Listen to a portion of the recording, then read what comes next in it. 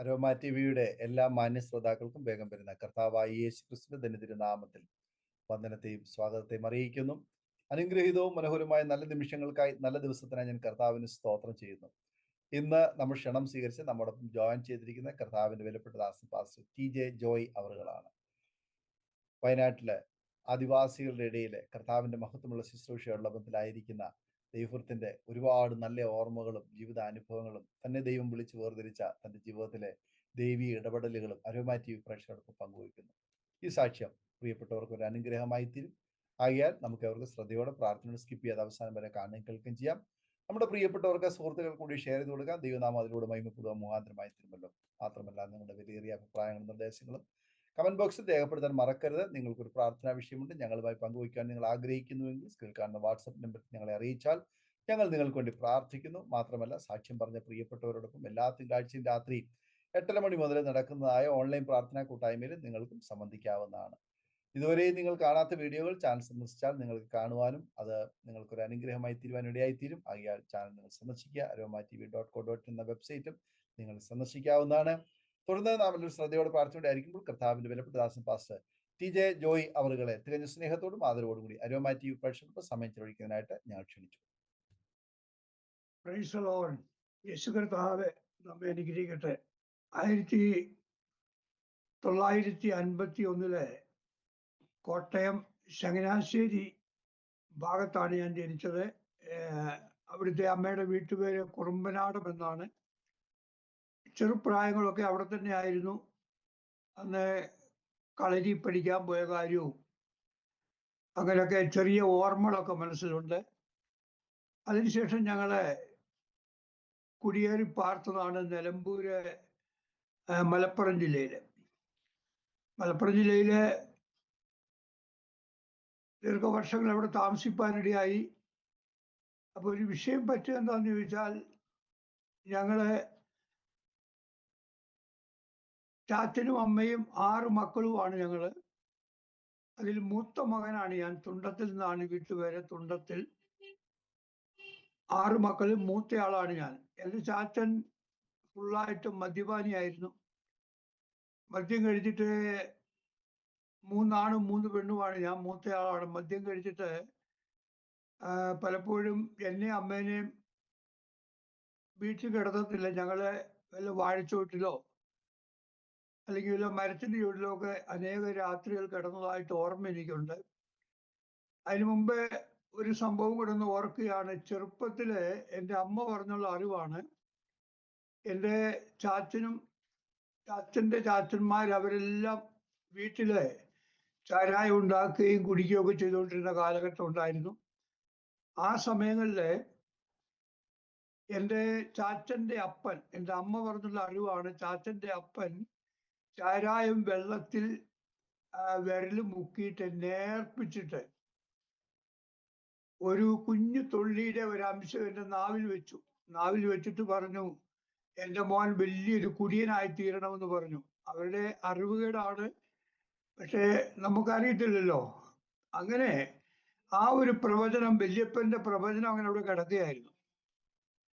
അങ്ങനെ അതിനുശേഷമാണ് നിലമ്പൂർ വന്നത്. നിലമ്പൂർ വന്ന് ദീർഘവർഷങ്ങൾ അവിടെ താമസിച്ചു. അതിനുശേഷം ചാച്ചൻ്റെ കൂടിയും ഞങ്ങളുടെ കുടുംബ സാഹചര്യമൊക്കെ വളരെ ബുദ്ധിമുട്ടായി. എനിക്ക് താഴെ 3 പെൺപിള്ളേരാണ്.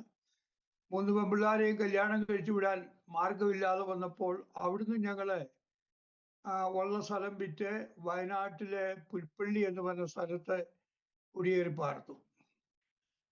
1977 പുൽപ്പള്ളിയിൽ വന്നത്. പുൽപ്പള്ളി വന്ന ചാച്ചൻ്റെ കുടിക്ക് ഒരു കുറവുമില്ല. കുടുംബമാകെ അസ്വസ്ഥമാണ്. ചാച്ചൻ നല്ലോണം അധ്വാനിക്കും. കിട്ടുന്ന പൈസയെ കൊണ്ട് ഇറച്ചിയും മീനും കാര്യങ്ങളൊക്കെ ഇഷ്ടംപോലെ കൊണ്ടുത്തരും. പക്ഷെ കുടിച്ചു കഴിഞ്ഞാൽ പുള്ളി ഒരു പ്രത്യേക സ്വഭാവമാണ്. പലപ്പോഴും കുടിച്ചിട്ട്, എൻ്റെ ചാച്ചൻ നല്ല തടിയുള്ള ഒരാളായിരുന്നു. ഞാനും അമ്മയും തീരെ സ്കെൽറ്റഡായിരുന്നു. അപ്പോൾ കുടിച്ചു കഴിഞ്ഞാൽ വഴിക്ക് കിടക്കും. ഞങ്ങൾ വല്ല മോരോ തൈരോ അടുത്ത വീട്ടിൽ നിന്ന് കൊടുത്ത് അത് കുടിപ്പിച്ചിട്ട് ഒരു ലക്ക് ഏതാണ്ടങ്ങ് ആകുമ്പം ഞങ്ങൾ ഒരു തരത്തിൽ വലിച്ച് വീട്ടിൽ കൊണ്ട് കിടത്തും. പിറ്റേ ദിവസം രാവിലെ പറയും, അമ്മേനെ എന്നെയും തൊട്ടിട്ട് പറയും, ഇനി ഞാൻ മേലാ കുടിക്കില്ല എന്ന് പറയും. പക്ഷേ അന്നും വീട്ടിൽ നിന്ന് പുറത്തു പോകും, ബിസിനസ്സുകൾ ചെയ്യും.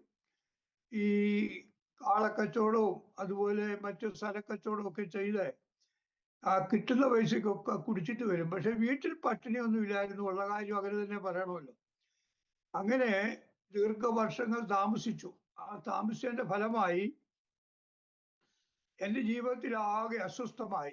എന്നെ ദൈവത്തിന് എന്തോ എന്നെക്കുറിച്ചൊരു ഉദ്ദേശമുണ്ട് എന്ന് മനസ്സിലാക്കി ഞാൻ അങ്ങനെ മനസ്സിൽ ഇതെല്ലാം ഒതുക്കിക്കൊണ്ടിരുന്നു. അവരൊക്കെ പാരമ്പര്യ സഭക്കാരായതുകൊണ്ട് എനിക്ക് എടുത്തു ചാടി ഒന്നും ചെയ്യാൻ വയ്യായിരുന്നു. എങ്കിലും അന്നത്തെ കാലഘട്ടത്തില് എനിക്ക് ഒരു ദൈവദാസനെ പരിചയപ്പെടുവാനിടയായി. അന്ന് പുൽപ്പള്ളിയില്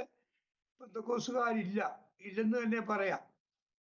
അപ്പൊ അങ്ങ് സുൽത്താൻ ബത്തേരി തോട്ടാമൂല എന്ന് പറഞ്ഞ സ്ഥലത്തു നിന്ന് ഒരു അഗ്രികൾച്ചർ ഡിപ്പാർട്ട്മെന്റ് ജോലിക്ക് വേണ്ടി പോയ ഒരു ദൈവദാസൻ ഉണ്ടായിരുന്നു. പീലിക്കുഞ്ഞു പാസ്റ്റർ എന്നാണ് പറയുന്നത്.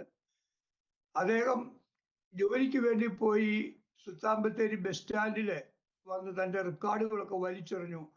അവിടുന്ന് ഒരു ദൈവിക ദർശനം കിട്ടി.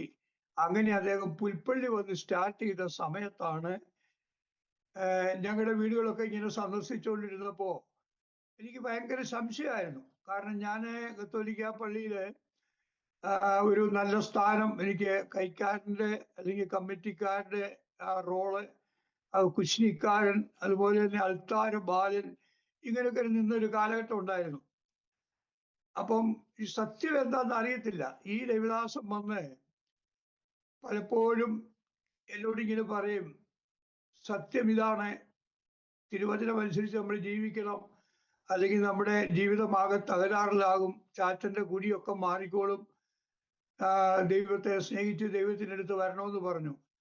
എനിക്ക് ഭയങ്കര സംശയമായിരുന്നു. അപ്പൊ ഞാൻ എന്നെക്കുറിച്ച് ആ സമയത്ത് ഞാൻ താമസിക്കുന്ന ഒരു ലോക്കൽ സ്ഥലമാണ് ആടിക്കൊല്ലി, പുൽപ്പള്ളി ആടിക്കൊല്ലി എന്ന് പറയും.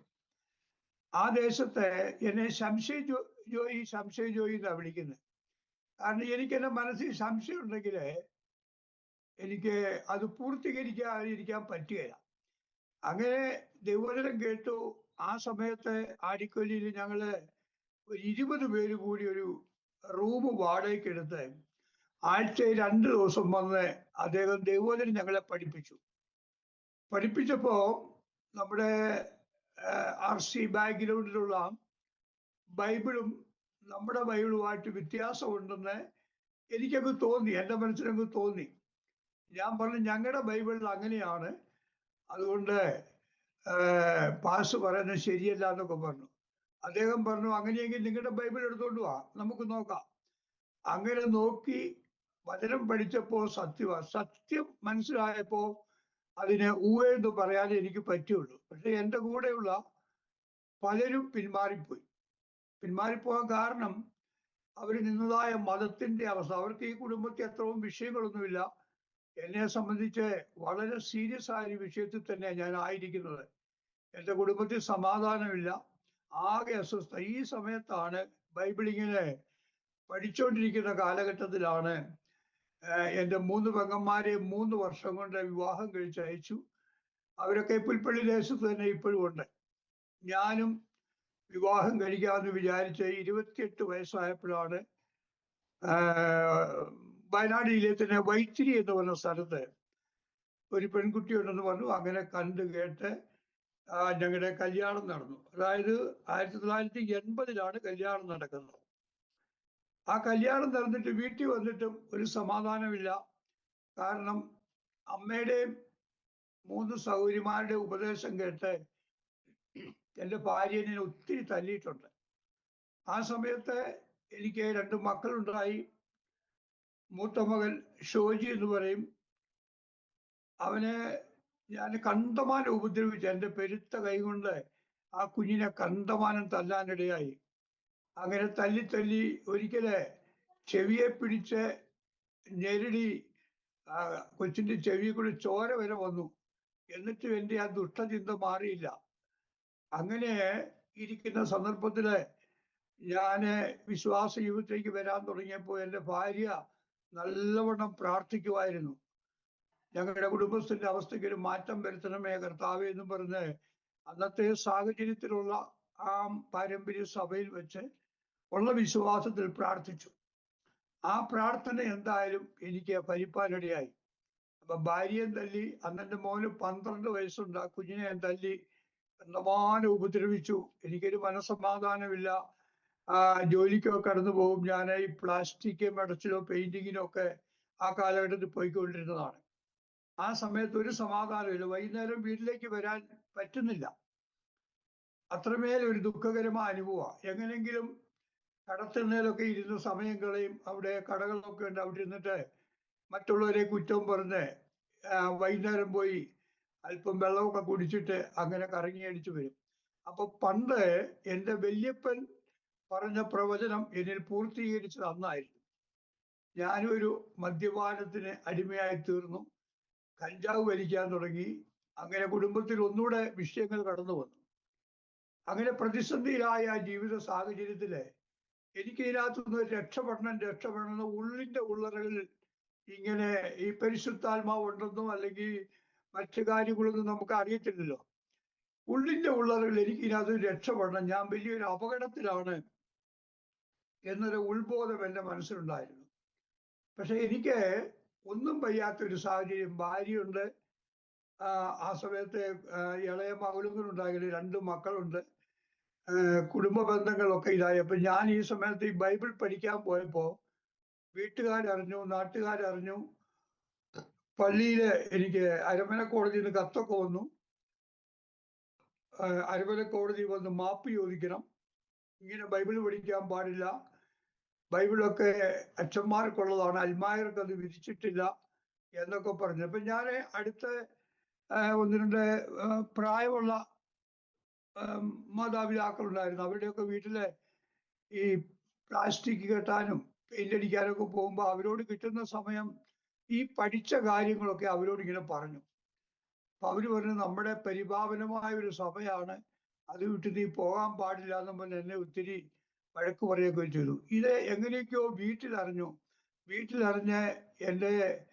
ഞാൻ ആ സമയത്ത് വേറെ മാറി ഒരു ചെറിയ വീടൊക്കെ വെച്ച് അങ്ങനെ കൂടിയിരിക്കുകയാണ്. ഒരു കുന്നിന്റെ മുകളിലാണ് വീട്. താഴെ ഒരു 1/2 കിലോമീറ്റർ താഴെ വരണം, വെള്ളം ചുമന്നുകൊണ്ട് പോകണം. അങ്ങനെ വളരെ വിഷമസന്ധിയിലായിരിക്കുന്ന സമയത്താണ് എൻ്റെ ബന്ധുക്കളെല്ലാം അറിഞ്ഞിട്ട് എൻ്റെ വീട്ടിലേക്ക് വരുന്നതൊക്കെ ഇവര് തടഞ്ഞു. ഒരു കുടുംബക്കാരും എന്നെ കണ്ടാൽ അറിയത്തില്ല. മറ്റേ എൻ്റെ സ്വഭാവം എന്ന് പറഞ്ഞാല് ഞാൻ എല്ലാ വീടുകളിലും പോകുമായിരുന്നു, ബന്ധുക്കളുടെ വീട്ടിൽ പോകുമായിരുന്നു. അവരുമായി നല്ല സഹകരണത്തിൽ പോയതാണ്. ഈ ബൈബിൾ പഠിക്കാൻ കാരണമായി എന്ന് പറഞ്ഞ് അവരെന്നെ ഒറ്റപ്പെടുത്തി. ആ ഒറ്റപ്പെടുത്തിയത് കൊണ്ട് എനിക്ക് പിന്നെ മുന്നേക്ക് പോകാനായിട്ട് ഒരു നിർവാഹമില്ല. ആകെ പണ്ടാണ്ട് പറഞ്ഞതുപോലെ ചവിട്ടാനും കടലിനും ഇടയിലായെന്ന് പറഞ്ഞ പോലെ ആകെ ഒരു വിഷമസന്ധിയിലായി പോയി എൻ്റെ ജീവിതം. അങ്ങനെ പരാജയത്തിന്റെ പടുകുഴിയിലേക്ക് വന്ന സമയത്താണ് ഈ ചാലക്കുടി പോട്ടയിലെ ധ്യാനം നടക്കുന്നുണ്ട്. സത്യത്തിൽ മാനസാന്തരപ്പെടാൻ പോയതല്ല. അന്ന് കുറച്ച് സിഗരറ്റും ബീഡിയും കഞ്ചാവും ഒക്കെ മടിയിൽ തിരികി ബാത്റൂമിൽ പോകുമ്പോൾ വലിക്കാം എന്നൊക്കെ പറഞ്ഞിട്ട് കൂട്ടുകാർ പറഞ്ഞ് അങ്ങനെ ഞാന് അത്ഭുതം കാണാൻ പോയി. അപ്പൊ ആ കാലഘട്ടത്തിൽ കോട്ടയിലെ ചാലക്കുടി ഭയങ്കര അത്ഭുതങ്ങൾ നടക്കുന്നുണ്ട്. അത്ഭുതം കാണാൻ പോയതാ, മാനസാന്തരപ്പെടാൻ പോയതല്ല.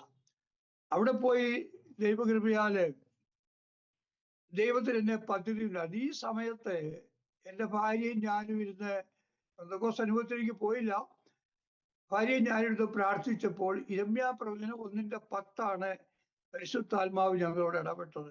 ചിലതിനെ ഇടിക്കാനും പൊടിക്കാനും മുറിവ് കെട്ടാനും ഞാൻ നിന്നെ വിളിച്ചിരിക്കുന്നു എന്നൊരു വാക്യം ഞങ്ങളുടെ ഹൃദയത്തിൽ ഇങ്ങനെ വന്നു. അപ്പൊ യിരെമ്യാവ് എവിടെയാണ്, ആ വാക്യം എവിടെയാണ്, ഇതിന്റെ അർത്ഥം എന്താണ്, ഒന്നും അറിയത്തില്ല.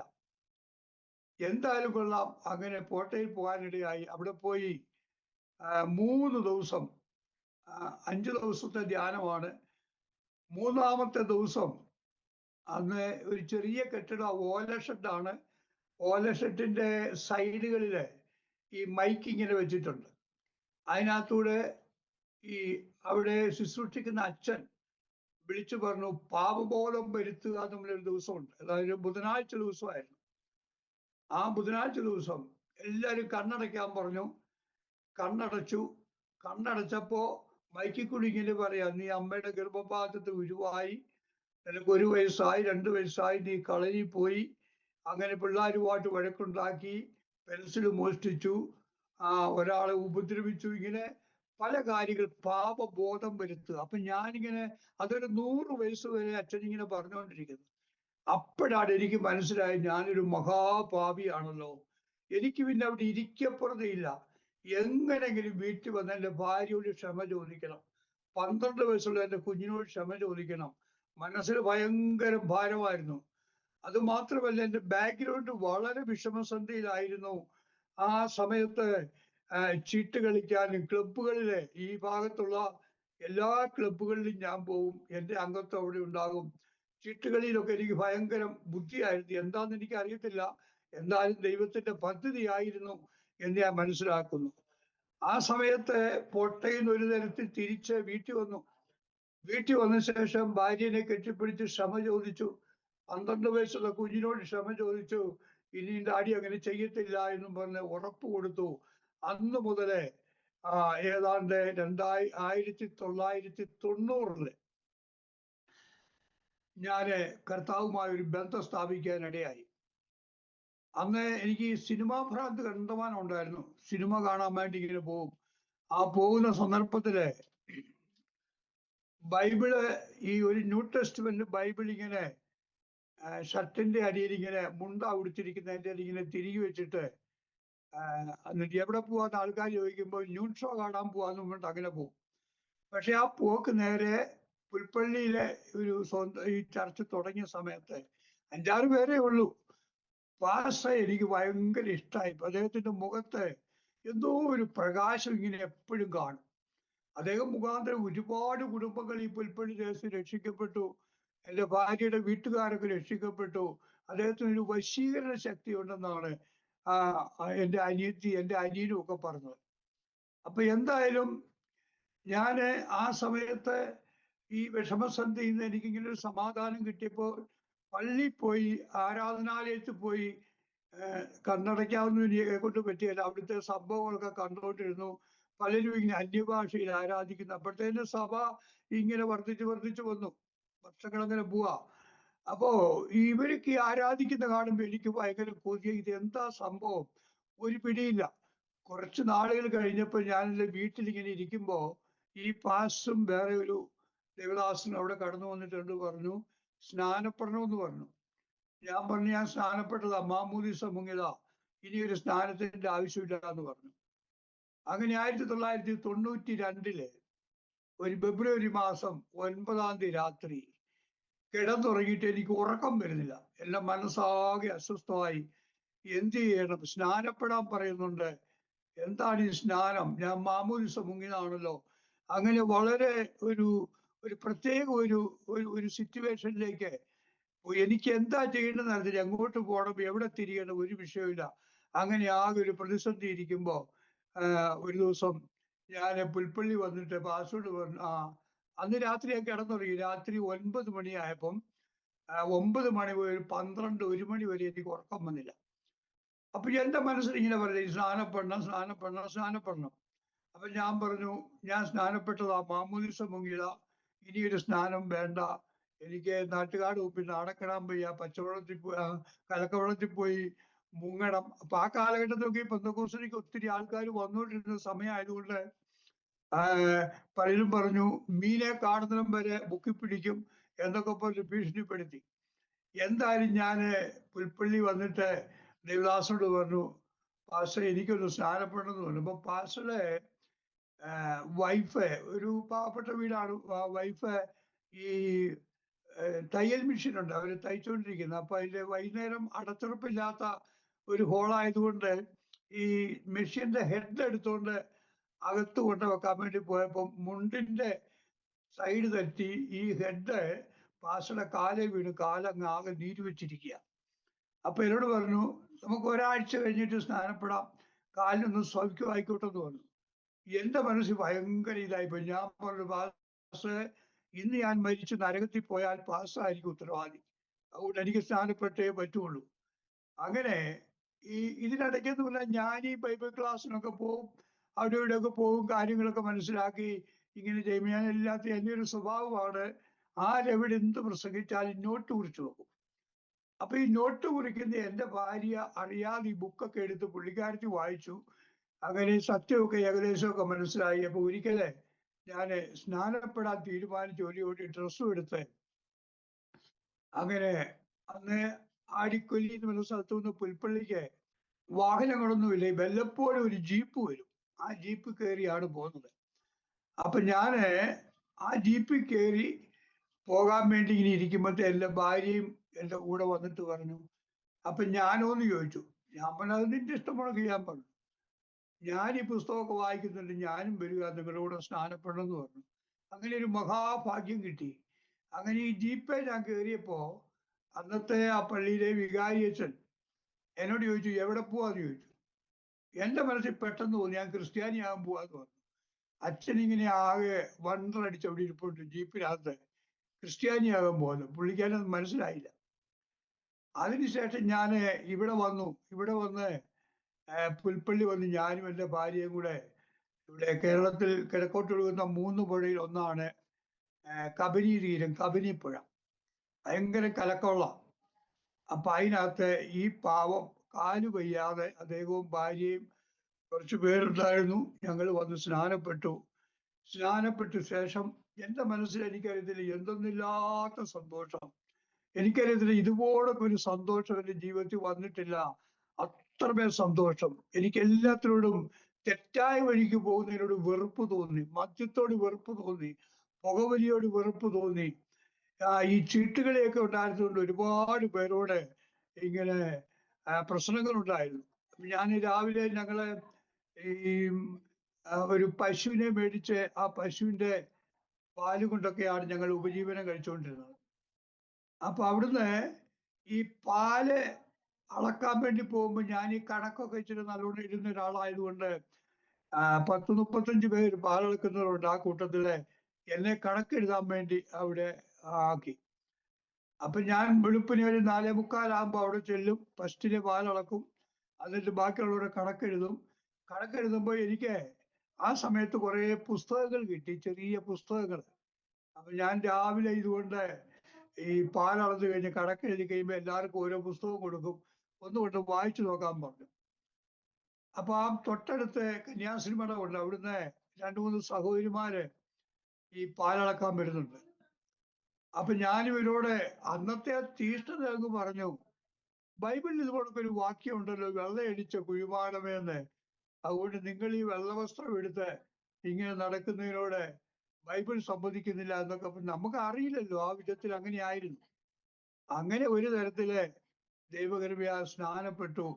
വീട്ടിൽ വന്നപ്പോഴത്തേന് ഭയങ്കര മനസ്സിൽ സന്തോഷമായിരുന്നു.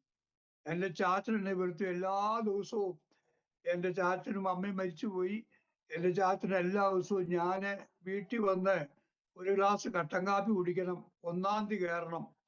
അതെൻ്റെ ചാച്ചന് വലിയ ഇഷ്ടം. എന്നെ എപ്പോഴും വിളിക്കുമായിരുന്നു. ഞാൻ ഈ വിശ്വാസത്തിൽ വന്നതിന് ശേഷം ഞാൻ ചാച്ചനോട് പറഞ്ഞു, ചാച്ച ഇനി 1-ാം തീയതി കയറാൻ പറ്റിയാൽ ചാച്ചന്റെ കുടി നിർത്തിയാൽ കുടുംബത്തിൽ സമാധാനം ഉണ്ടാവും. ഞാൻ 1-ാം തീയതി കയറിയോണ്ട് ഒരു കാര്യമില്ല എന്ന് പറഞ്ഞു. അതോടുകൂടി ചാച്ചനോട് പിണങ്ങി, അമ്മ പിണങ്ങി, എൻ്റെ പെങ്ങന്മാര് പിണങ്ങി, 2 അനിയന്മാര് പിണങ്ങി. ആരുമായിട്ട് എനിക്കൊരു ബന്ധമില്ല.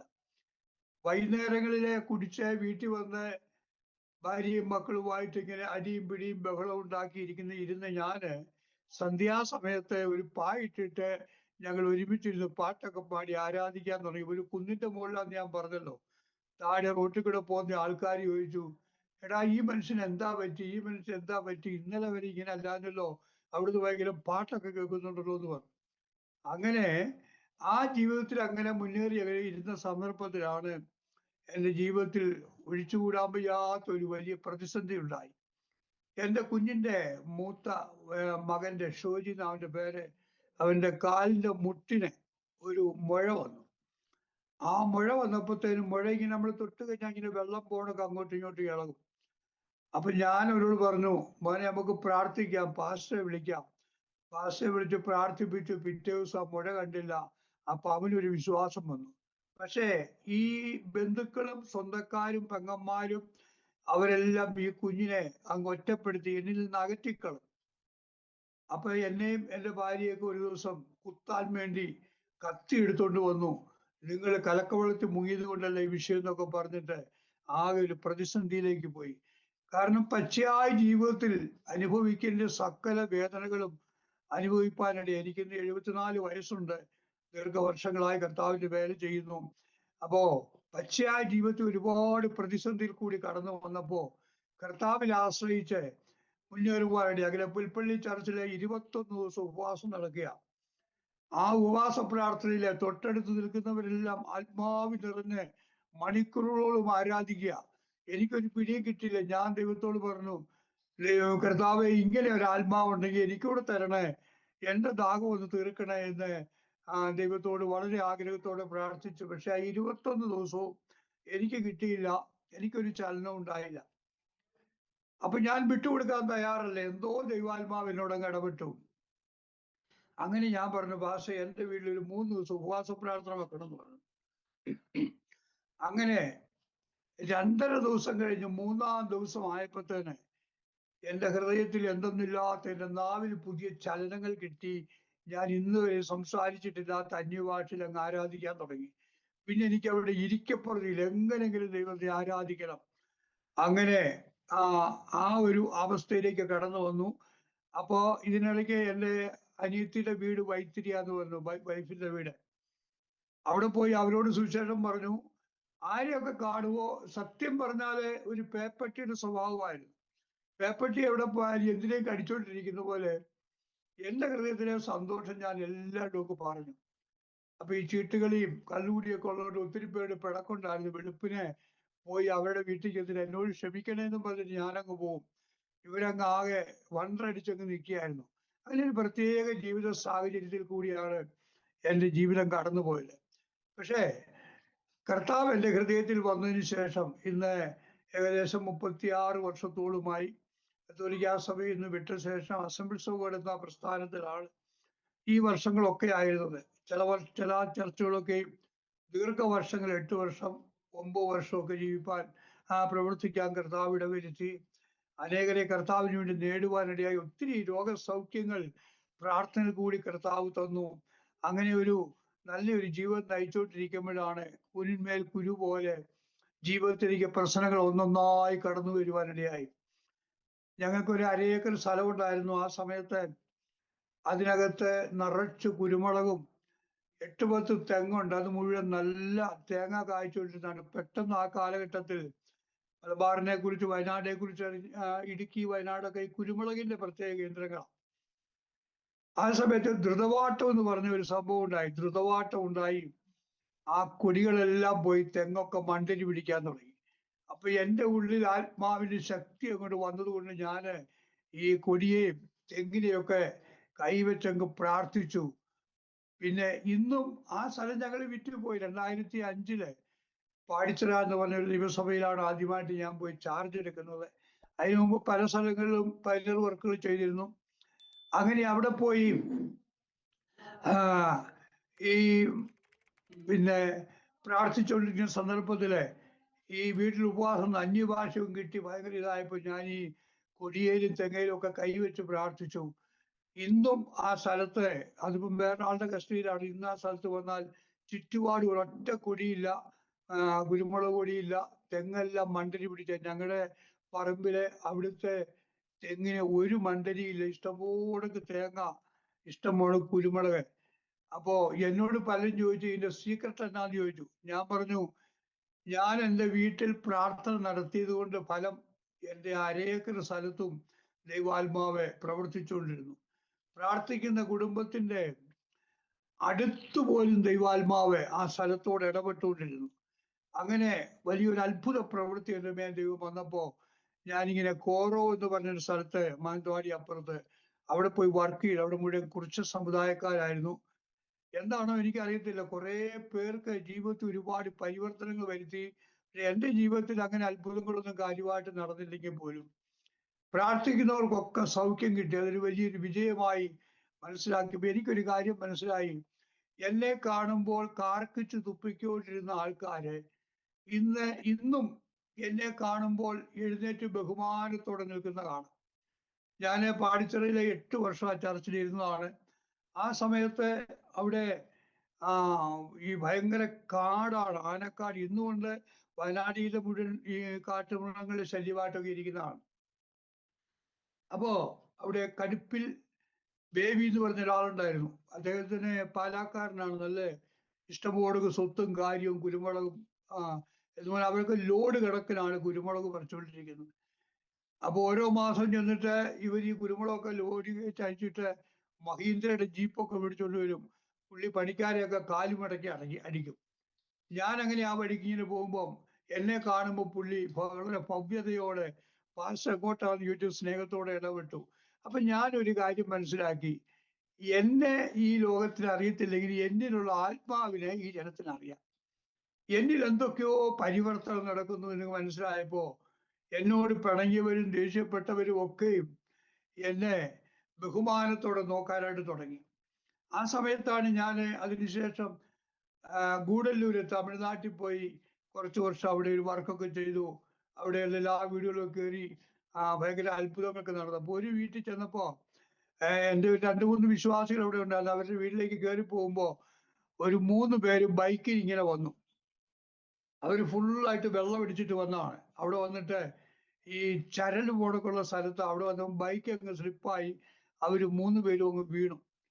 വീട് കഴിഞ്ഞപ്പോ തന്നെ ഞാൻ സ്വാഭാവികമായും എൻ്റെ വിശ്വാസികളുടെ വീട്ടിലേക്ക് പോയാൽ ഞാൻ തിരിച്ചു വന്നിട്ട് അവരോട് ചോദിച്ചു, അയ്യോ വല്ലതും പറ്റിയോ എന്ന് ചോദിച്ചു.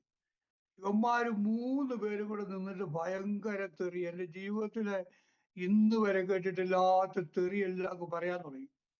എനിക്കത് കേട്ടപ്പം എൻ്റെ പ്രിയ മക്കളെ, എൻ്റെ മനസ്സിനാകെ അസ്വസ്ഥമായി. എനിക്കങ്ങ് ചിരിക്കാനാ തോന്നിയത്. അപ്പൊ എൻ്റെ സഭയിലെ ഒരു വിശ്വാസി ഇത് കേട്ടിട്ട് ഓടി വന്നിട്ട് പറഞ്ഞു, പാസ്റ്റർ 2 കൊടുക്കട്ടെ എന്ന് ചോദിച്ചു. ഞാൻ പറഞ്ഞു, ക്രിസ്തുവിന്റെ മാർഗം അതല്ല, നമുക്ക് ക്ഷമിക്കാമെന്ന് പറഞ്ഞു. ക്ഷമിച്ചു. ദൈവകൃപയാൽ പിറ്റേ ദിവസം ഒരാളുടെ ഭാര്യ എന്നെ ഫോൺ വിളിച്ചിട്ട് പറഞ്ഞു, പാസ്റ്റർ നിങ്ങൾ ഈ വഴിക്കൊന്ന് വരണമെന്ന് പറഞ്ഞു. അപ്പൊ എനിക്കൊരു പേടിയായിരുന്നു, ഇനി വല്ലതും ചെയ്യാനാണോ എന്ന്. ഞാൻ ഇവരുടെ വീട്ടിൽ കയറിയിട്ടില്ല, ഇവരോട് സുവിശേഷം പറഞ്ഞിട്ടില്ല, ചുമ്മാ ലോകത്തിന്റെ ഒരു അപകടം കണ്ടപ്പോൾ ചോദിച്ചു എന്ന് മാത്രമേ ഉള്ളൂ. അതിനുശേഷം ഞാൻ എന്തായാലും 2 കൽപ്പിച്ചു. പിറ്റേ ദിവസം അവിടെ ചെന്നു. അവിടെ ചെന്നപ്പോൾ തന്നെ അദ്ദേഹത്തിന്റെ ഭാര്യ പറയാ, ചേട്ടൻ ഇന്നലെ വന്ന് കുടിച്ചു വന്ന് കിടന്ന കിടപ്പ, ഇതുവരെ എഴുന്നേറ്റിട്ടില്ല. ആ പാവപ്പെട്ട ഭാഷ ഞാൻ തെറി വിളിച്ചു എന്ന് പോലെ ഇതേ ഒക്കെ അറിയാൻ തുടങ്ങി. അപ്പൊ എനിക്ക് ഭയങ്കര സങ്കടമായി. ഞാൻ പറഞ്ഞു, എൻ്റെ പൊന്നു സഹോദരൻ, ഞാൻ ക്ഷമിച്ചു. പണ്ടത്തെ ഒരു സ്വഭാവമൊക്കെ വെച്ചാണ് ഞാൻ പ്രതികരിച്ചേനെ. പക്ഷെ എന്നോട് കർത്താവ് ക്ഷമിക്കാനാ പറഞ്ഞത്. അങ്ങനെ ആ മനുഷ്യൻ ഓടി നടന്നിട്ട് പെരക്ക് കുറ്റി ഓടി നടന്നിട്ട് ചോദിക്കുക, എന്താ പാസ്റ്റർക്ക് തരേണ്ടത്, എന്താ തരേണ്ടത് ചോദിച്ചു. ഞാൻ പറഞ്ഞു, ഒന്നും തരണ്ട, നിങ്ങളുടെ സ്നേഹം മാത്രം മതി എന്ന് പറഞ്ഞു. പക്ഷെ പുള്ളി ആ പറമ്പിൽ, അന്നത്തെ കാലത്തൊക്കെ അവിടെ ഈ തേയില എസ്റ്റേറ്റ് ആണ്, ഇഷ്ടംപോലൊക്കെ ഈ കാച്ചിലൊക്കെ ഉണ്ടാകും. പുള്ളി ഒരു വലിയ കാച്ചിലും മാന്തിക്കൊണ്ട് വന്നിട്ട് എനിക്ക് ഓട്ടോറിക്ഷ വിളിച്ചിട്ട് 15 രൂപ മതി അന്ന് ചർച്ചിലേക്ക് പോകാൻ. 15 രൂപ കീശയിലിട്ടിട്ട് പറഞ്ഞു, ഈ കാച്ചിൽ കൊണ്ട് പുഴുകി തിന്നണം, എൻ്റെ സന്തോഷത്തിന് വേണ്ടിയാന്ന് പറഞ്ഞു. അത്രമേലെ എന്നേക്കാൾ അധികം, എൻ്റെ ജീവിതത്തെക്കാൾ അധികം ഞാൻ ബന്ധപ്പെടുന്ന വ്യക്തികളോട് വളരെ ദൈവപ്രവൃത്തി വെളിപ്പെടുത്തിയത് കൊണ്ട് ഒത്തിരി ആത്മാക്കളെ നേടുവാനും അനേകരെ കർത്താവിന് വേണ്ടി സ്നാനപ്പെടുത്തുവാനും ഒക്കെ ഇടയായി.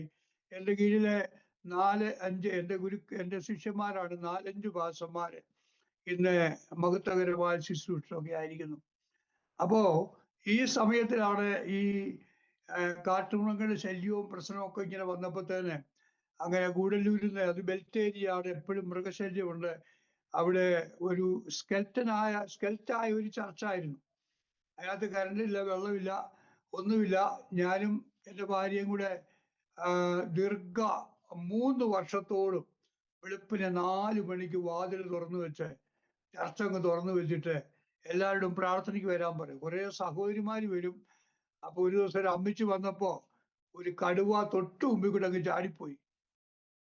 അമ്മച്ചി പറഞ്ഞു, യേശുവിന്റെ നാമത്തിൽ വിട്ടുപോട്ടെന്നും പറഞ്ഞിട്ട് അമ്മച്ചി വന്ന് പള്ളി വന്നിട്ട് പ്രാർത്ഥിപ്പാണ്ടേ. അങ്ങനെ ഇന്നിപ്പോ ഗൂഡല്ലൂര് സഭ ഏറ്റവും അധികം, ഞാൻ ചെല്ലുമ്പോൾ ഒരു 10-34 പേരെ ഉള്ളൂ. ഇപ്പൊ 70-75 പേരോടും അവിടെ ഉണ്ട്.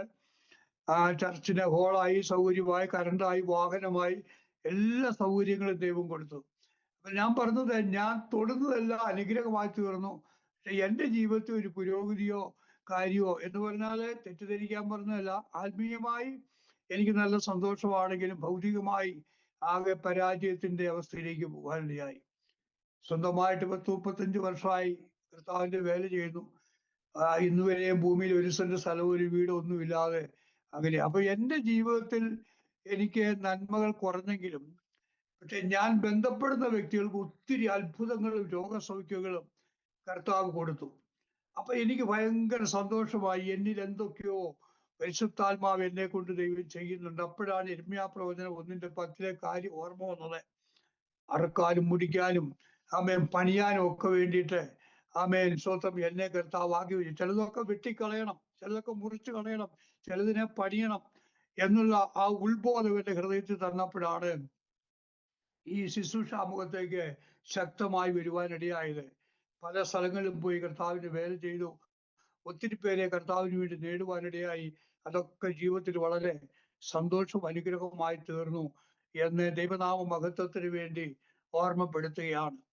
ആമേൻ. എൻ്റെ മാതാപിതാക്കൾ, എൻ്റെ ചാച്ചന്റെ പേര് ജോസഫ് എന്നാണ്, അമ്മയുടെ പേര് ത്രേസ്യാമ്മ. രണ്ടുപേരും ലോകത്തിൽ നിന്ന് മാറ്റപ്പെട്ടു പോയി. ബാല്യകാല വിദ്യാഭ്യാസം എന്ന് പറയുമ്പോൾ കളരിയിലായിരുന്നു ഞാൻ ആദ്യം പഠിച്ച. ഓലയില് എഴുതിക്കൊണ്ടൊക്കെ ഇരുന്നു. ഈ കുരുന്നുകരി ഭയങ്കരമായിട്ടുണ്ടായിരുന്നു.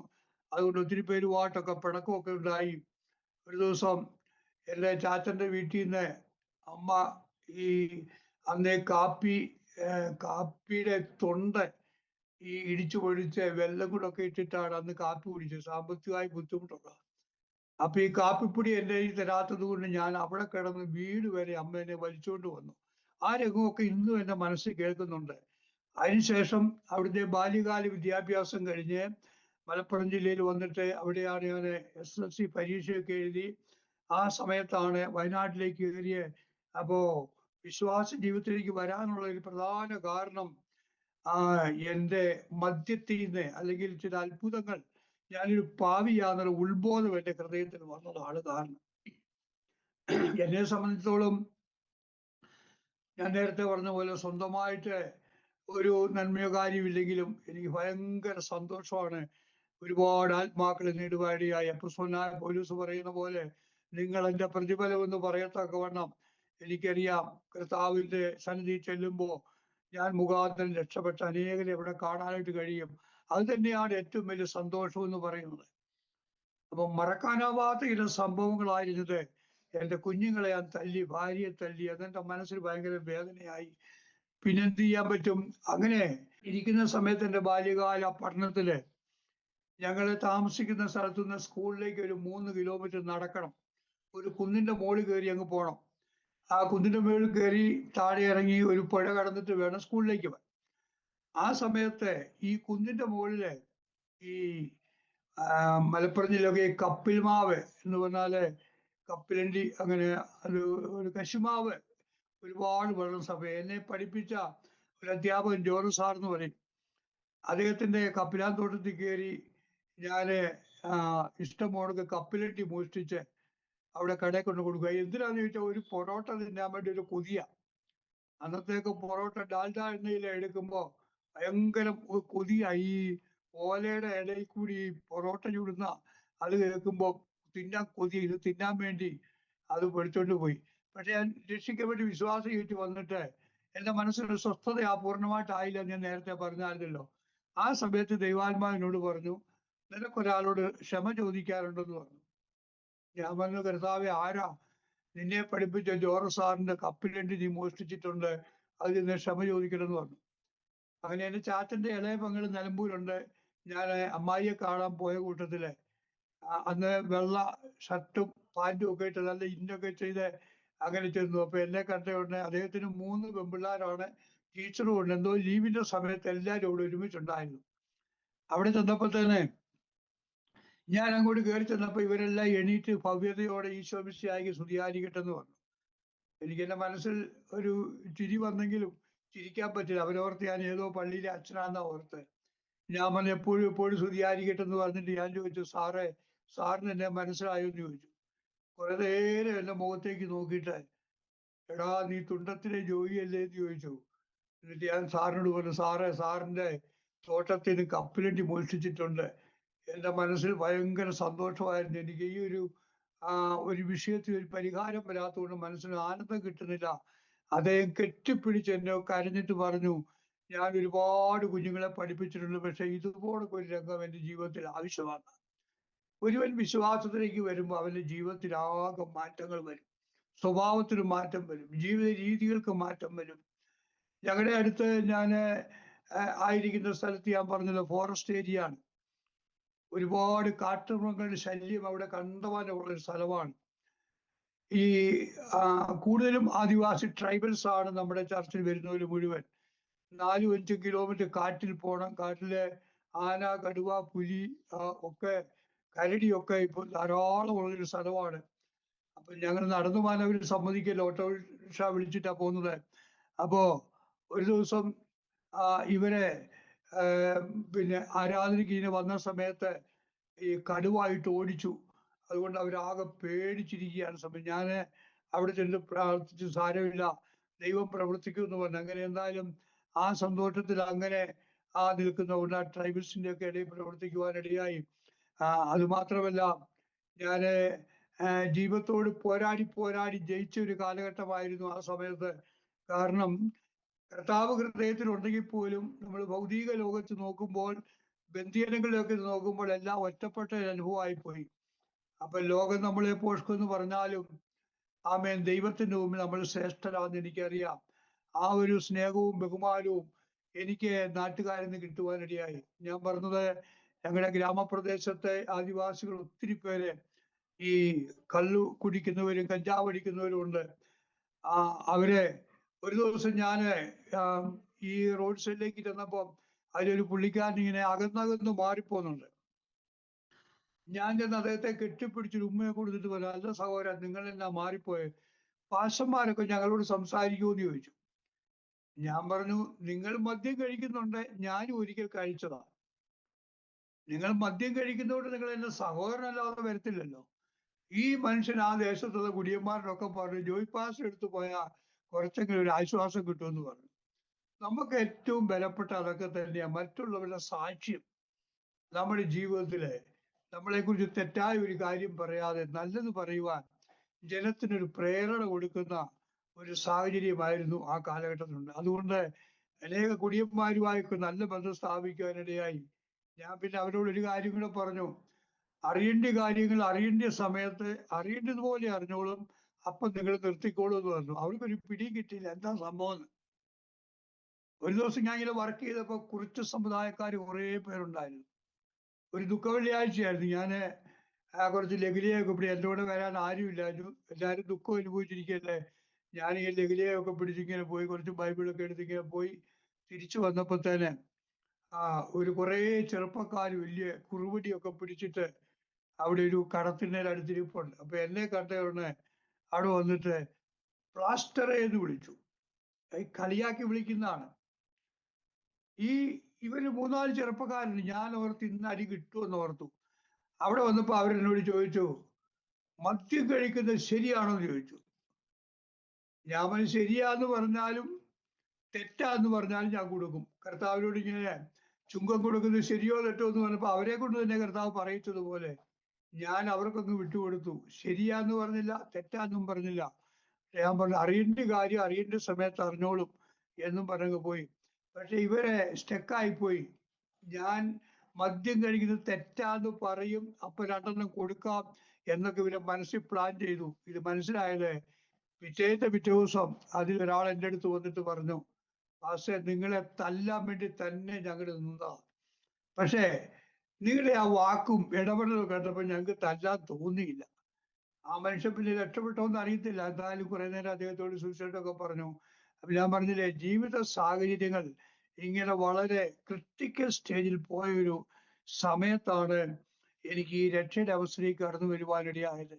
പ്രധാനമായും പറയുമ്പോൾ എല്ലാം പറയണോ, രക്ഷയുടെ അനുഭവത്തിലേക്ക് വരാൻ പ്രധാന കാരണം എൻ്റെ ഭാര്യയുടെയും എൻ്റെ മക്കളുടെയും അവരെ ഉപദ്രവിച്ചല്ലോ എന്നുള്ളൊരു വേദനയായിരുന്നു എൻ്റെ ഹൃദയത്തിൽ.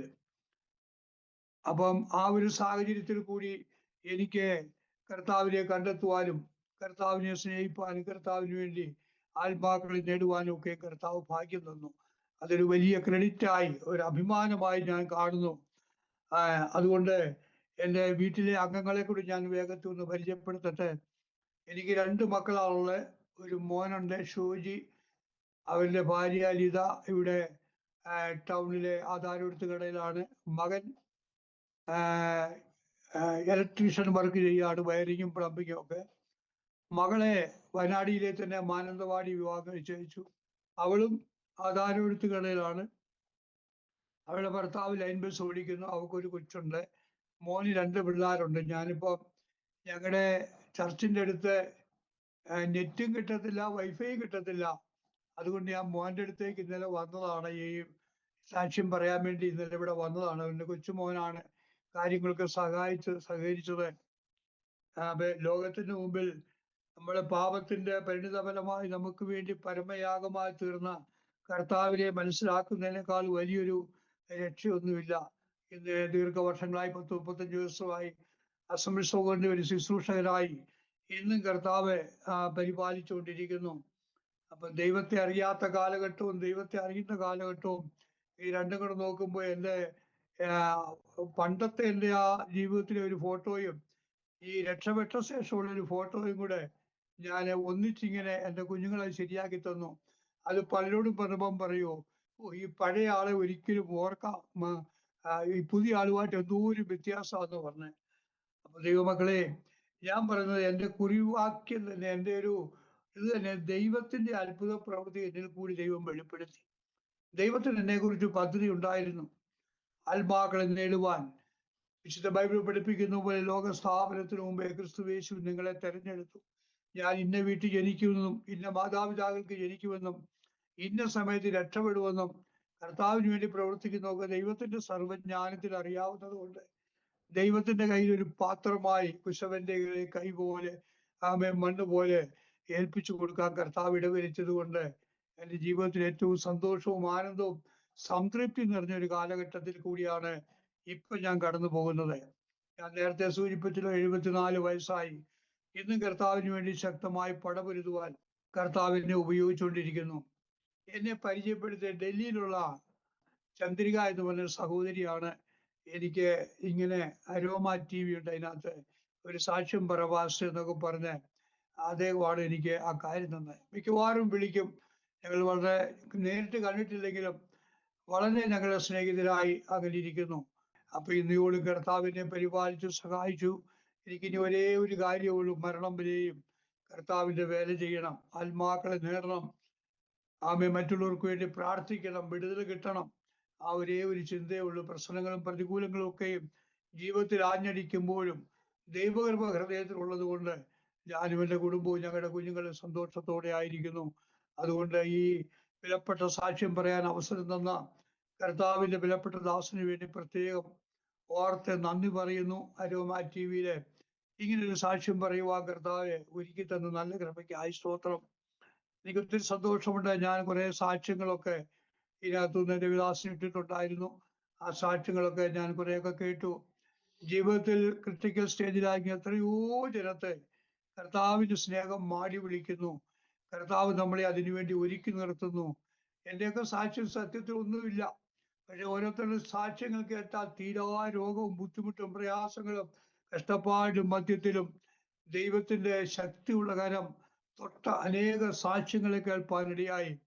ഒരു സാക്ഷ്യത്തെ ഉളവാക്കുന്നത് പോലെ എൻ്റെ ജീവിതത്തിൽ പരിവർത്തനമൊക്കെ വരുത്തിയ എൻ്റെ ദൈവത്തിന് നിറഞ്ഞ ഹൃദയത്തോടെ നന്ദി പറയുന്നതിനോടൊപ്പം അരോമ TVയിലുള്ള അതിൻ്റെ എൻ്റെ കേൾവിക്കാർക്കെല്ലാം യേശു കർത്താവിന്റെ നാമത്തിൽ നന്ദി പറയുന്നു. എന്നെ ഇതിലേക്ക് ക്ഷണിച്ച ചന്ദ്രിക സിസ്റ്ററെയും കർത്താവിന്റെ വിലപ്പെട്ട ദാസനെയും ഓർത്ത ദൈവത്തിന് നന്ദി പറയുന്നു. ഒരേ ഒരു കാര്യം എനിക്ക് പറയാനുള്ളൂ, ഈ സത്യദൈവത്തിന്റെ സ്നേഹം നമ്മുടെ ഉള്ളിൽ നിന്ന് മാറിപ്പോകാതിരിക്കട്ടെ. എന്ത് പ്രശ്നങ്ങൾ വന്നാലും പ്രതികൂലങ്ങൾ വന്നാലും ദൈവസന്നിധിയിൽ മാറിപ്പോകാതിരിക്കാൻ സർവകൃപാലുവായ ദൈവം തമ്പുരാൻ നമ്മെ അനുഗ്രഹിക്കട്ടെ എന്ന് ആത്മാർത്ഥതയോടെ പ്രാർത്ഥിക്കുന്നു. എന്നെ കേൾക്കുന്ന ദൈവജനത്തോട് ഒരു കാര്യം ഞാൻ പറയാം. നമ്മുടെ വ്യക്തിപരമായ ജീവിതത്തിൽ കൂടുതൽ അനുഗ്രഹങ്ങളൊന്നും നമുക്ക് കിട്ടിയില്ലെങ്കിലും അല്ലെങ്കിൽ കാണാൻ കഴിഞ്ഞില്ലെങ്കിൽ പോലും ആമേ നമ്മുടെ ജീവിതം കൊണ്ട് അനേക ആത്മാക്കളെ വിടുവിക്കാൻ ദൈവം ഭാഗ്യം കിട്ടുന്നു. അതാണ് ഏറ്റവും വലിയ സന്തോഷം എന്ന് പറയുന്നത്. അതുകൊണ്ട് ഞങ്ങളെ ഞങ്ങളുടെ കുടുംബത്തെ ഓർത്ത് പ്രാർത്ഥിക്കണമേ എന്ന് അപേക്ഷിച്ചുകൊണ്ട് ദൈവനാമത്തിൽ നിർത്തുന്നു. അവസരം തന്ന കർത്താവിന് ദാസനും അരോമ ടിവിക്കും ചന്ദ്രിക ശുശ്രൂഷ നിറഞ്ഞ ഹൃദയത്തോട് നന്ദി പറയുന്നു. കരുണാസമ്പന്നനായ ഞങ്ങളുടെ നല്ല ദൈവമേ, സ്വർഗസ്ഥനായ ഞങ്ങളുടെ പരിശുദ്ധ പിതാവേ, അവിടുത്തെ പ്രിയപുത്രനെ മഹത്വപ്പെടുത്തുവാൻ ഞങ്ങൾക്ക് ലഭിക്കുന്ന വിലപ്പെട്ട അവസരങ്ങൾക്കായി സ്തോത്രം. വളരെ സഹിഷ്ണുതയോടെ അനേകരുടെ സാക്ഷ്യങ്ങൾ കേൾക്കുന്ന ഈ അരോമ ടിവിയോട് ബന്ധപ്പെട്ടുള്ള എല്ലാ ശുശ്രൂഷകന്മാരെയും കർത്താവ് അനുഗ്രഹിക്കട്ടെ. ലോകമെമ്പാടുമുള്ള വിശുദ്ധ ജനങ്ങൾക്കായി സ്തോത്രം. അരോമ ടിവിയുടെ പ്രവർത്തനങ്ങളെ ദൈവം മാനിക്കണേ കർത്താവെ. ഇനിയും ആയിരങ്ങൾക്ക് അനുഗ്രഹവും സാക്ഷ്യത്തിനും വിടുതലിനും കാരണമായി തീരുവാൻ കർത്താവ് ഇടവരുത്തണമെന്ന് ദൈവത്തോട് ഞങ്ങൾ പ്രാർത്ഥിക്കുന്നു. കർത്താവ് ശുശ്രൂഷയിൽ പങ്കെടുക്കുന്ന എല്ലാ മക്കളെയും കർത്താവ് അനുഗ്രഹിക്കണമേ. ജാതി മത വർണ്ണ വർഗ വ്യത്യാസമന്യേ എല്ലാവരെയും സ്നേഹിക്കുന്ന ദൈവിക സാന്നിധ്യം കൊണ്ട് കർത്താവ് ഓരോ മക്കളെയും ദൈവം നിറയ്ക്കണമെന്ന് ദൈവത്തോട് ഞങ്ങൾ പ്രാർത്ഥിക്കുന്നു. കർത്താവിന്റെ വരവെടുത്തിരിക്കുന്ന ഈ സമയത്ത് ദൈവസന്ധി വിശ്വസ്തയോടെ നിൽപ്പാൻ, അനുതാപത്തോടെ നിൽപ്പാൻ, ആഴമായ ദൈവസ്നേഹത്തിൽ നിൽപ്പാൻ കർത്താവെ ഈ അരോമ ടിവിയോട് ബന്ധപ്പെട്ട എല്ലാ മക്കളെയും ദൈവം അനുഗ്രഹിക്കണമേ. ദുഃഖത്തിലും പ്രയാസത്തിലും സങ്കടത്തിലും രോഗത്തിലും പ്രതിസന്ധികളുമായിരിക്കുന്ന ജനത്തിന് വിടുതൽ ദൈവം കൊടുക്കണമെന്ന് ദൈവത്തോട് പ്രാർത്ഥിക്കുന്നു. കർത്താവെ അവിടുത്തെ വിലപ്പെട്ട ദാസന് വേണ്ടി പ്രത്യേകം പ്രാർത്ഥിക്കുന്നു. തന്നെ നിന്റെ കുടുംബത്തെ ഓർത്ത് പ്രാർത്ഥിക്കുക. കർത്താവ് താനായിരിക്കുന്ന ദേശത്ത് ദൈവത്തിന്റെ മഹാകൃപ ഉണ്ടാകണമേ. ഇങ്ങനെ തന്റെ ഹൃദയത്തിൽ ഒരു ദർശനം ദൈവം കൊടുത്തതിനായി നന്ദി. ഇതായിരങ്ങൾക്ക് ആശ്വാസവും വിടുതലിനും ആമേ കാരണമായി തീരുവാൻ കർത്താവിനെ വരുത്തണമേ. അരോമ ടിവിയോട് ബന്ധപ്പെട്ട് ഞങ്ങളുടെ കേൾവിക്കാരായ എല്ലാവരെയും പിതാവും പുത്രനും പരിശുദ്ധാത്മാവുമായ യേശു ക്രിസ്തുവിന്റെ നാമത്തിൽ അനുഗ്രഹിക്കുന്നു. സഹായിക്കണമേ. ദൈവകൃപയാ നിറച്ചാട്ട് കർത്താവിന്റെ വരെയും ശുശ്രൂഷ തുടർമാനമായി മുടക്കം വരാതെ ചെയ്യുവാൻ ഇടവരുത്തണമേ. ഇനി അനേകർ ഈ പ്ലാറ്റ്ഫോമിൽ കടന്നു വരേണ്ടതായിട്ടുണ്ട്. അനേകരുടെ സാക്ഷി ഞങ്ങൾക്ക് ബലപ്പെട്ടതായി തീരട്ടെ. അതിന് സർവ്വകൃപാലുവായ ദൈവത്തിന്റെ കരങ്ങളിലേക്ക് ഏൽപ്പിക്കുന്നു. പ്രാർത്ഥന കേട്ടതിനായി സ്തോത്രം. തന്റെ കുഞ്ഞുങ്ങളെ ദൈവം അനുഗ്രഹിച്ചതിനായി സ്തോത്രം. ശുശ്രൂഷ ദൈവം ബലപ്പെടുത്തുന്നതിനായി സ്തോത്രം. അവിടുത്തെ അഭിഷേകത്തിനെ ദൈവം മാനിക്കുന്നതിനായി സ്തോത്രം. യേശു കർത്താവിന്റെ പരിശുദ്ധ നാമത്തിൽ താഴ്മയോടെ ചോദിക്കുന്നു, കേൾക്കണമേ നല്ല സ്വർഗീയ പിതാവേ. ആമേൻ, ആമേൻ, ആമേൻ, ആമേൻ. Thank you. കർത്താവിന്റെ വിലപ്പെട്ട ദാസന് ഇത്രത്തോളം സമയം അനുഗ്രഹിക്കപ്പെട്ട ജീവിതാനുഭവം, ദൈവം നടത്തിയ അത്ഭുതകരമായ വഴികൾ, ദൈവനാമ മഹത്വത്തിന് വേണ്ടി അരോമ ടിവി പ്രേക്ഷകരോടൊപ്പം പങ്കുവയ്ക്കുവാൻ കർത്താവ് കൃപ ചെയ്തത് ഓർത്ത് ഞാൻ ദൈവത്തിന് മഹത്വം കരയറ്റുകയും കർത്തൃകൃത്യത്തിനുള്ളതായ നന്ദി, സ്നേഹം, കടപ്പാട് ഉത്തരണത്തിൽ അറിയിക്കുകയും ചെയ്യുന്നു. കർത്താവ് ധാരാളമായി അനുഗ്രഹിക്കട്ടെ. സൗഖ്യത്തോടെ, ആരോഗ്യത്തോടെ, ദീർഘായുസോടെ കർത്താവിന് വേണ്ടി നിലകൊള്ളുവാൻ ഇനിയും ശേഷിക്കുന്ന ആയുസിൽ കർത്താവ് തരുന്ന എല്ലാ നല്ല അവസരങ്ങളും കർത്താവിന്റെ നല്ല സാക്ഷ്യം വഹിപ്പാൻ കർത്താവ് അവസരങ്ങളെ ഒരുക്കട്ടെ എന്ന് ഇത്തരണത്തിൽ ആശംസിക്കുന്നു, പ്രാർത്ഥിക്കുന്നു. ആമേൻ. ഞാൻ ഓർത്തു പോവുകയായിരുന്നു, വല്യപ്പച്ചന്റെ ആ അനുഗ്രഹം, ആ പ്രവചനം, അത് അതുപോലെ നിവർത്തിക്കപ്പെട്ടതായ ആ ചില അനുഭവങ്ങൾ പറയുകയുണ്ടായി. വല്യപ്പച്ചന്റെ ആ പ്രവചനമോ അല്ലെങ്കിൽ ആ ഒരു ആഗ്രഹം തൻ്റെ കൊച്ചുമകനും തന്നെ പോലെ ഒരു തികഞ്ഞ മദ്യപാനിയായി, ഒരു തല്ലിപ്പൊളിയായി, തന്നെ പോലെ ഈ ലോകപ്രകാരം ജീവിച്ച് നാശത്തിലേക്ക് പോകണം എന്നതായിരുന്നു തൻ്റെ ആഗ്രഹമെങ്കിൽ സ്വർഗത്തിലെ ദൈവത്തിൻ്റെ ആഗ്രഹം മറ്റൊന്നായിരുന്നു. സ്വർഗത്തിലെ ദൈവം ഈ ഭൂമിയിലേക്ക് ഒരു വ്യക്തിയെ അയക്കുമ്പോൾ ആ വ്യക്തിയെ കൊണ്ട് ചെയ്തെടുക്കേണ്ടുന്ന ചില ദൗത്യമുണ്ട്. അത് തികച്ചെടുക്കുവാൻ തക്കവണ്ണം പ്രിയ കർത്താവിൻ്റെ ദാസനെ ദൈവം തിരഞ്ഞെടുത്തതോർത്ത് ഞാൻ കർത്താവിന് സ്തോത്രം ചെയ്യുന്നു. പിശാച് ഏതു വിധേനയും ഏതൊരു വ്യക്തിയെയും നശിപ്പിക്കുവാൻ, അറക്കുവാനും മുടിക്കുവാനും കൊല്ലുവാനും മാത്രമായി പരിശ്രമിക്കുമ്പോൾ അതിൻ്റെ ഏജന്റുമാരായിട്ട് ചില മനുഷ്യര് ഈ ഭൂമിയിൽ പിശാചിന്റെ പ്രതിപുരുഷന്മാരായിട്ട് നിലകൊള്ളുന്നു. അവരുടെ ജീവിതത്തിലെ സ്വഭാവങ്ങളാണ് മദ്യം, മയക്കുമരുന്ന്, ലഹരി, പാപത്തിന്റെ വഴികള്, നാശത്തിലേക്കുള്ളതായ എല്ലാ നാശത്തിന്റെ പ്രവൃത്തികളും അവർ ചെയ്യും. മറ്റുള്ളവരെ കൊണ്ട് ചെയ്യിപ്പിക്കും, മറ്റുള്ളവരെ അതിനായി പ്രേരിപ്പിക്കും. സ്വയം നന്നാകുകയുമില്ല, മറ്റുള്ളവരെ നന്നാക്കുകയുമില്ല. ഏതു വിധേനയും എല്ലാവരെയും നശിപ്പിക്കുവാൻ ആണ് പിശാച് എല്ലായ്പ്പോഴും ശ്രമിച്ചുകൊണ്ടിരിക്കുന്നത്. അതുകൊണ്ടാണ് അത് ഏദൻ തോട്ടത്തിലും അത് അങ്ങനെ തന്നെയായിരുന്നു സംഭവിച്ചത്. ആമേൻ. ആ പൈശാചിക ശക്തി ദൈവത്തിന്റെ സാദൃശ്യത്തിലും സ്വരൂപത്തിലും സൃഷ്ടിക്കപ്പെട്ടതായ ദൈവ മനുഷ്യരെയും അതേ പൈശാചിക മണ്ഡലത്തിലേക്ക് വലിച്ചിഴയ്ക്കുവാൻ അവൻ ശ്രമിച്ചു. ഇന്നും അത് തുടർന്നുകൊണ്ടിരിക്കുന്നു. അനേക കുടുംബങ്ങൾ മദ്യത്തിന്, മയക്കുമരുന്നിന്, പാപത്തിലേക്ക് വലിച്ചിഴയ്ക്കപ്പെട്ടുകൊണ്ടിരിക്കുക. എന്നാൽ അതിന് നടുവിൽ അവരുടെ ഇടയിൽ നിന്ന് ദൈവത്തിനെ, കുടുംബത്തെ കർത്താവ് വിളിച്ച് വേർതിരിച്ചു. എന്നാൽ കർത്താവിന്റെ ദാസൻ ആമേൻ ആ പറഞ്ഞ ആമേൻ സാക്ഷ്യത്തില് 1-2 കാര്യം പല ആവർത്തി പറഞ്ഞു. ഭാര്യയെയും മക്കളെയും തുടർമാനമായി ദേഹോപദ്രവം ചെയ്യുന്ന വിഷയത്തെക്കുറിച്ച്. അത് വലിയൊരു തെറ്റായ ഒരു കാര്യമാണ്. അത് ചെയ്യിപ്പിച്ചത് മാനുഷികമായ ബുദ്ധിയിലല്ല, അതിൻ്റെ പിന്നിൽ പ്രവർത്തിച്ചതും പൈശാചികമായ വലിയൊരു പ്രവൃത്തിയാണ്.